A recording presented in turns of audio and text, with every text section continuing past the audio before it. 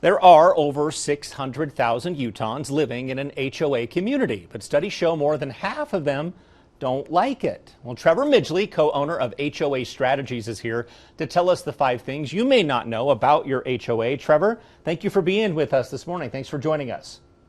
Thank you. Okay, let me start with this. What is HOA Strategies? Who do you work for?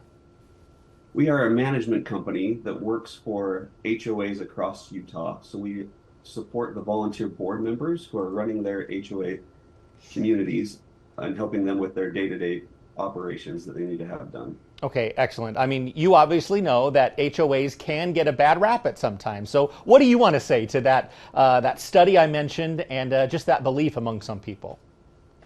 Yeah, an HOA really isn't about rules. It's about shared ownership.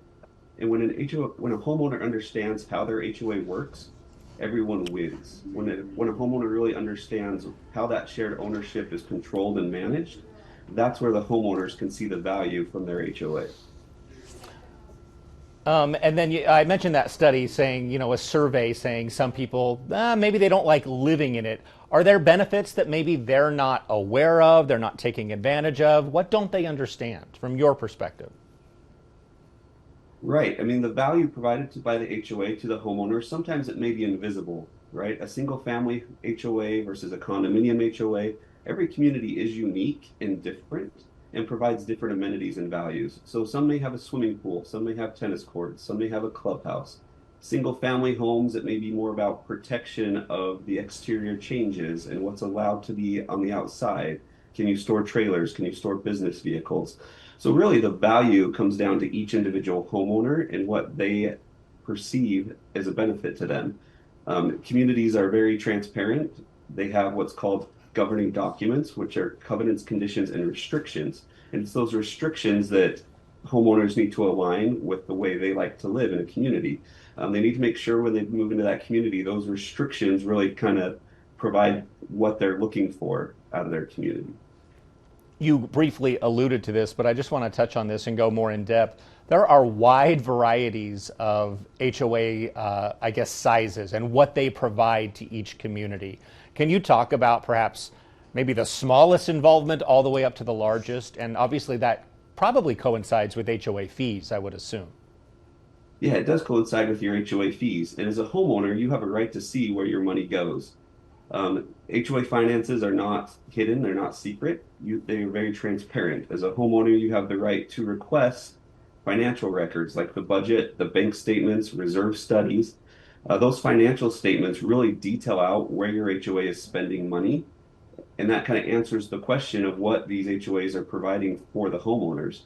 It is a wide range. If you have a small townhome community of 4 units versus the large communities of 1,000 homes, they're going to have very different operations and very different benefits to the homeowners. So really understanding the financial reports, where your fees go, what the HOA is spending money on, that's going to really open up the door about the value you're getting from your HOA. And it's going to help you see why your HOA fees may be going up, what the HOA needs to collect more money for, and how they can provide that benefit. At HOA Strategies, we see the biggest conflicts disappear with homeowners once they actually see those numbers and understand all the benefits of what that money is going towards. And then, I certainly want you to talk about just a little bit about the fact that your HOA is essentially also made up of your fellow community members. Yeah, right. So let's talk about that for a little bit. HOA board members are volunteers and they're not villains, right? An HOA is set up as a corporation and the members of the corporation are your neighbors, right? It's a neighborhood association made up of you and your friends. So those volunteer board members often are seen as villains, are often seen as power hungry or in control, when really they're just volunteers who are looking to give their time without any compensation and make decisions of how that HOA should run for the benefit of everyone who lives in that neighborhood. So at HOA Strategies, our job is to support those volunteers so they don't burn out and help their community run a little bit better.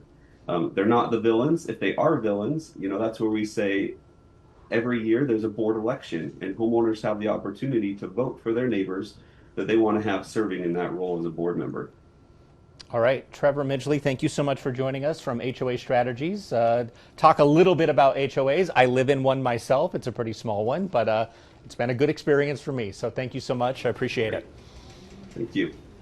All right, I'm going to turn things over to Mary.